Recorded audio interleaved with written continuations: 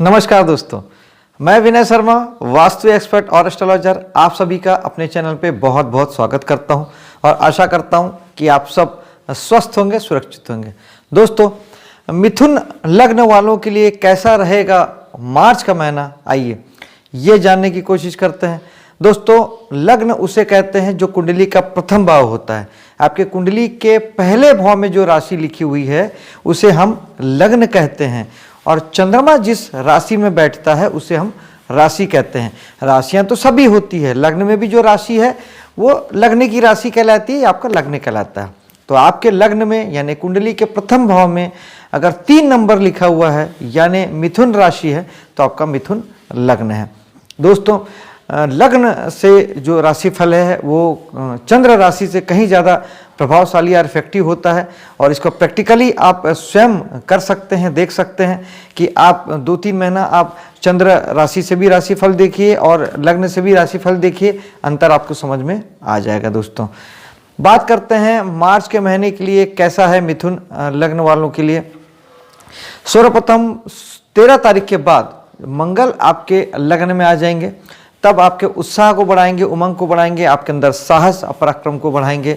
और लगभग यही समय होगा होली का, तो आप होली के लिए बहुत उत्साहित रहेंगे, साहस से भरपूर रहेंगे और काफ़ी सभी लोगों के साथ घुल मिल के आप होली का त्यौहार मनाएंगे।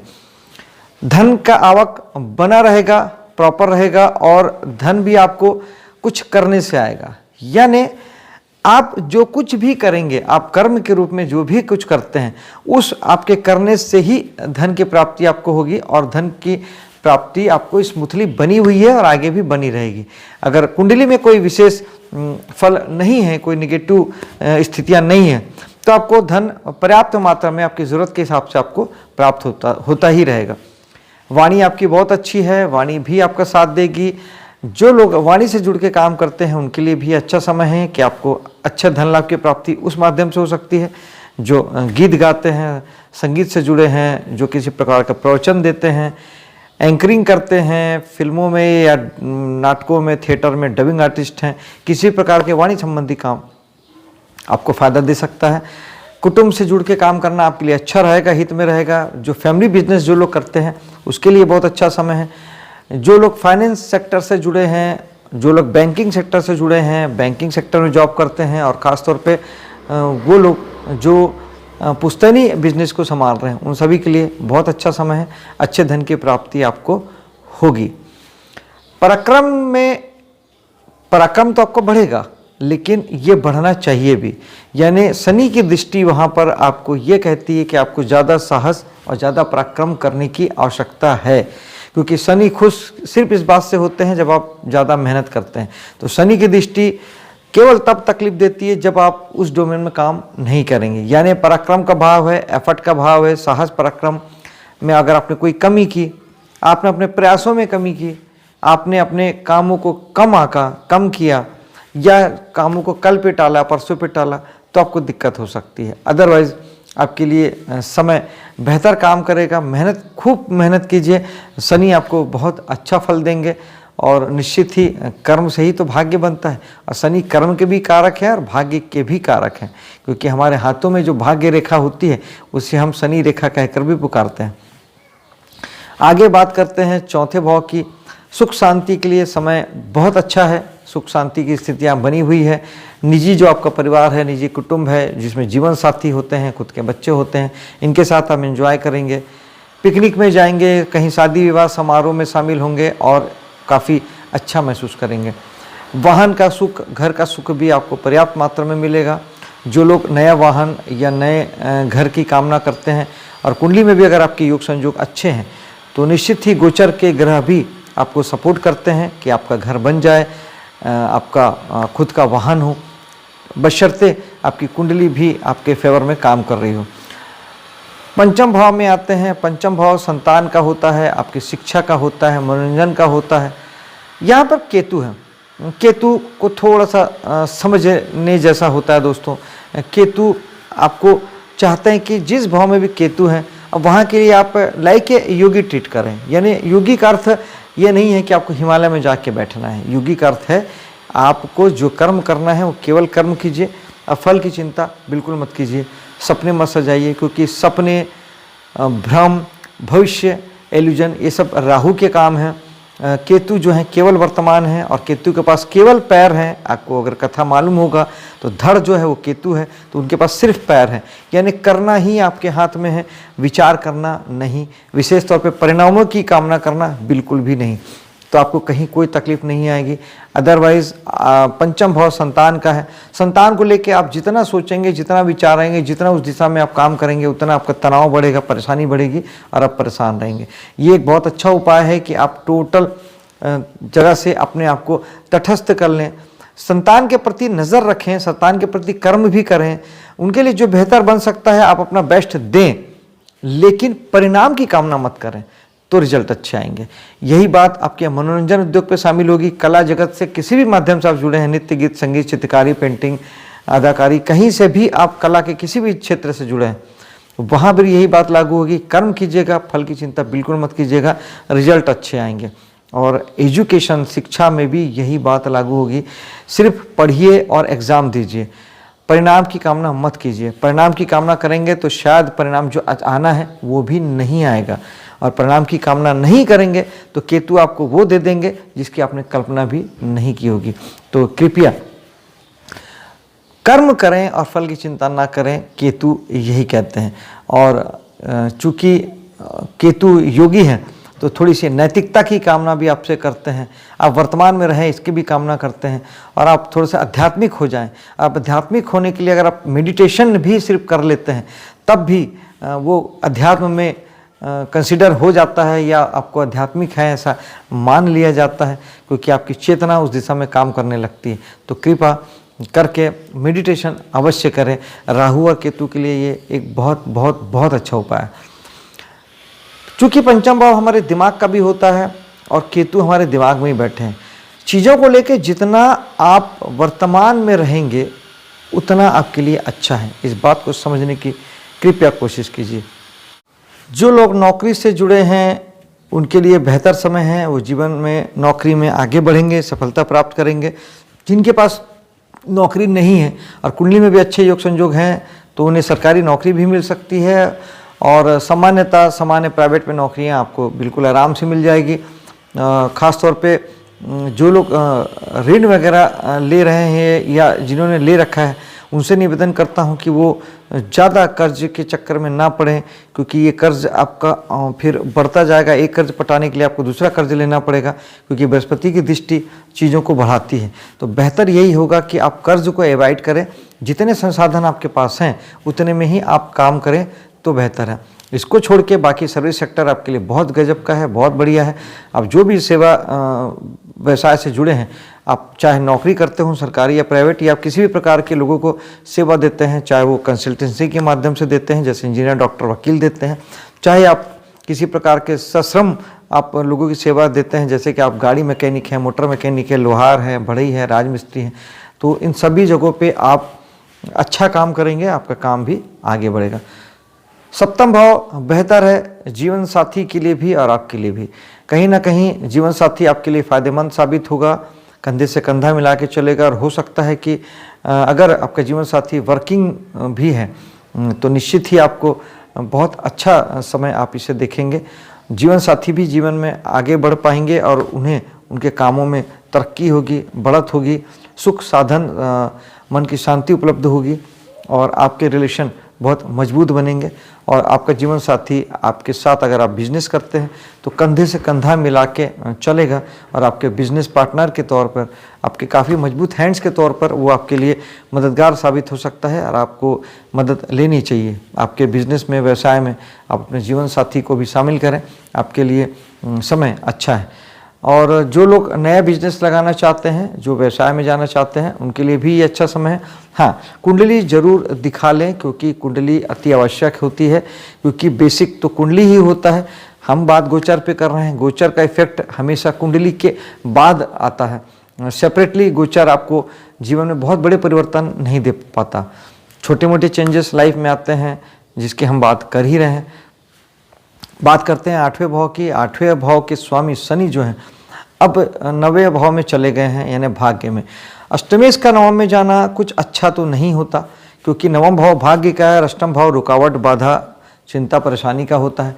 तो शनि एक प्रकार से ये कह सकते हैं, हालांकि शनि अपनी मूल त्रिकोण राशि में है, कुंभ राशि में है, स्वराशि के शनि अच्छे हैं, अच्छा फल देंगे, लेकिन फिर भी चूंकि अष्टमेश हैं, इसलिए मेरा ऐसा मानना है, ऐसा सोचना है कि ये आपके कामों में रुकावट भी दे सकते हैं और भाग्य से जो सपोर्ट मिल रहा है उसमें आपको थोड़ी सी दिक्कतें आ सकती है। भाग्य का सपोर्ट नहीं मिलेगा, कर्मों के माध्यम से आप जो करेंगे वो सब कुछ मिलेगा। तो बेहतर है कि हम शनि का उपाय करें। शनि के लिए बेस्ट उपाय तो यही है कि हम सरसों का तेल या तिल का तेल शनिवार के दिन शनि के मंदिर में भगवान शनि के ऊपर चढ़ाएं। मात्रा कुछ भी हो सकती है, 100 ml हो सकता है, 200 ml हो सकता है, 300 ml हो सकता है, जो आपकी श्रद्धा और जैसे आपकी जेब में ताकत, आप वैसा कर सकते हैं। लेकिन यहाँ महत्वपूर्ण हमारी भावना होती है। 100 ml सरसों का तेल भी वही काम करेगा जो 300 ml करेगा। तो ये ज़रूर करें और शनिवार का व्रत भी कर सकते हैं श्रद्धा अनुसार। और आप मंदिर में जाके जब तेल चढ़ाएंगे तो साथ में आप थोड़ा सा तिल और लोहे भी आप दान में चढ़ा सकते हैं, भगवान शनि को चढ़ा सकते हैं। शनि मंदिर के बाहर ही आपको तिल भी मिल जाएगा और लोहे से संबंधित वस्तुएं भी छोटे कील के रूप में वहाँ पे मिल जाती है। ये सब आपके शनि को ठीक करेंगे, शनि का दान है। और आप चाहें तो किसी गरीब को आप शनि की चीज़ें आप दान में दे सकते हैं। काली चीज़ें जैसे होती है, जैसे काले उड़द की दाल हो गई, काले कपड़े हो गए, जूते चप्पल हो गए, ये सब शनि की चीज़ें होती हैं। इसका दान भी आपके शनि को बहुत ठीक करता है। और बेसिकली तो मेहनत और पराक्रम शनि को पसंद है। जितनी आप मेहनत करेंगे शनि आपको अच्छा फल ही देंगे। 15 तारीख तक आपके भाग्य के भाव में ही सूर्य और बुध भी बैठे हुए हैं। तो ये शुरुआत के 15 तारीख तक आपके 14 मार्च तक आपको बहुत अच्छे रिजल्ट देंगे। सूर्य बुध निश्चित ही भाग्य को बढ़ाएंगे। आपके पराक्रम के माध्यम से आपका भाग्य बनेगा, जो सूर्य ऐसा करेंगे। और बुध चूंकि लग्नेश भी हैं और आपके चौथे भाव के स्वामी भी हैं, तो निश्चित ही आपको मकान वगैरह बनाने के लिए और वाहन संबंधी कुछ कामों के लिए भाग्य साथ देगा। भाग्य से आपके रास्ते बनेंगे। और साथ ही चूँकि लग्नेश का भाग्य में होना जीवन के हर क्षेत्र में आपको सफलता देगा और कहीं ना कहीं भाग्य आपका साथ इन 15 दिनों में देगा।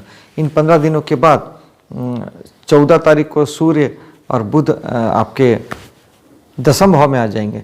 तो सूर्य तो यूं भी मान सम्मान प्रसिद्धि के कारक हैं, पद के कारक हैं, तो वो आपके मान सम्मान पद में बढ़ोतरी करेंगे। और बुध आपकी वाणी में उच्चता लाएंगे। और सूर्य बुध स्वयं दोनों मिलके बुधादित्य योग बनाते हैं। तो बुधादित्य योग का अर्थ यही होता है कि आप व्यवहार कुशल होंगे, जीवन में मान सम्मान प्रसिद्धि पाएंगे। 10वां भाव कर्म क्षेत्र का है, कर्म क्षेत्र में श्रेष्ठता साबित होगी। आप अपने जो भी काम करते हैं वहाँ पे आप ऊंचे लेवल पे आप पहुँच पाएंगे। सरकारी मान सम्मान आपको मिल सकता है, सरकार की तरफ से सहयोग मिल सकता है। जो सरकारी कामकाज रुके हुए थे वो आपके अब बन सकते हैं। सरकारी अधिकारी आपकी हेल्प कर सकते हैं और आपके कामों में आई रुकावट को दूर कर सकते हैं। समय बेहतर है, उसका उपयोग कीजिएगा। तो 10वां भाव आपका काफ़ी बलवान है। निश्चित ही आप जो लोगों को सरकारी नौकरी की तलाश थी, उन्हें अगर कुंडली में योग संयोग अच्छे हैं तो सरकारी नौकरी के प्रबल संभावना बनती है। और बृहस्पति आपके कर्म क्षेत्र में आपको नाम मान सम्मान प्रसिद्धि सब कुछ देंगे, सेटिस्फेक्शन देंगे और जीवन में सफलता सुनिश्चित करेंगे। शुक्र भी यहाँ पर शुरू के 12 तारीख तक बैठेंगे आपके 10वें भाव में ही, जो कि आपके कर्म क्षेत्र में आपको लग्जरी देंगे, सुख सुविधा उत्पन्न करेंगे और कहीं ना कहीं स्त्री जाति का सहयोग आपको प्रदान होगा। फिर यही शुक्र 12 तारीख को चले जाएंगे आपके एकादश भाव में। तो एकादश भाव होता है दोस्तों का, यारों का, समाज सोसाइटी का। तो यहाँ पर जाके चूँकि शुक्र स्त्री जाति के कारक हैं, तो आपके मित्रों में स्त्री जाति शामिल होगी। समाज सोसाइटी में भी आप बेहतर ढंग से काम कर पाएंगे। कहीं ना कहीं आपके जीवन में समाज का स्थान बढ़ेगा। दोस्तों यारों को लेके आप काफ़ी एक्साइटेड रहेंगे, काफ़ी उनके साथ घुलेंगे मिलेंगे, अपना समय आप उनको देंगे। और लेकिन यहाँ पर एक ध्यान देने जैसा है कि राहु भी आपके एकादश भाव में बैठे हुए हैं। तो राहु भटकाते हैं दोस्तों, भ्रम पैदा करते हैं, इल्यूजन पैदा करते हैं, और आपके पीठ पीछे जो षड्यंत्र है उसको भी राहु इंडिकेट करते हैं। थोड़ा ध्यान रखिएगा, क्योंकि कोई दोस्त यार ही आपको चीट भी कर सकता है। दोस्त बन के वो आपके पीठ पीछे आपके गलत काम कर सकता है, आपका नाम को खराब कर सकता है। इस बात का भी ध्यान आप जरूर रखेंगे। राहु दीवानापन भी देता है, पागलपन भी देता है। हो सकता है आप दोस्तों यारों को लेके और समाज सोसाइटी को लेके आप पागलपन की हद तक चले जाएं और आप उस दिशा में बहुत बड़े लेवल पे आप चीज़ों से जुड़ना चाहें, काम करना चाहें, दोस्तों के लिए अपना सब कुछ दांव पे लगाना चाहें, लेकिन सतर्क रहिएगा, राहु ऐसा चाहते हैं। और हम आते हैं अंतिम 12वें भाव में। 12वां भाव जो होता है वो हमारे वैसे विदेश का होता है, हॉस्पिटल उद्योग का होता है, या मेडिकल फील्ड का होता है, और खर्च का होता है, या कह लें कि इन्वेस्टमेंट का होता है। आप अगर इन्वेस्टमेंट करते हैं तो वो भी एक प्रकार का खर्च है, तो वो खर्च में कंसीडर हो जाता है। आप इन्वेस्टमेंट नहीं करते तब फिर पैसे वहाँ पे खर्च होते हैं, फिर वो अपनी मर्जी से खर्च होते हैं। ग्रह अपनी मर्जी से खर्च करवाता है, फिर आप उसे खर्च की श्रेणी में लेके जाते हैं कि यार मेरा तो पैसा बहुत अनावश्यक खर्च हो गया। मंगल वहाँ पर रहेंगे शुरुआत में, महीने के आधे दिनों तक। तो ये मंगल आपके खर्च को बढ़ाएंगे, आपके हेल्थ को लेके थोड़ा ध्यान रखेंगे अपनी हेल्थ का।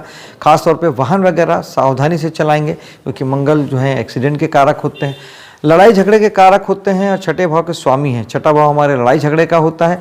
मंगल का 12वें में बैठना यानी हर हाल में आपको लड़ाई झगड़े से बचना है, वरना उस लड़ाई झगड़े के पीछे आपको पैसों का खर्च भी आपको करना पड़ेगा। किसी भी प्रकार के कोर्ट कचहरी के कामों से भी अभी आप बचें, वरना आपके पैसे अनावश्यक ज़्यादा खर्च होंगे। और अपनी सेहत का ध्यान रखें।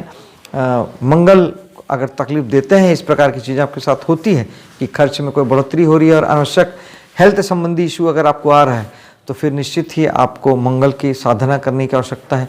हनुमान चालीसा, बजरंग बाण का पाठ किए बगैर आप घर से ना निकलें, और कम से कम महीने के शुरुआत के आधा महीने तक आप इस बात का विशेष रूप से ध्यान रखें, अपनी सेहत का ध्यान रखें, और भगवान आपकी इस महीने की यात्रा को सफल करे, सुरक्षित करे।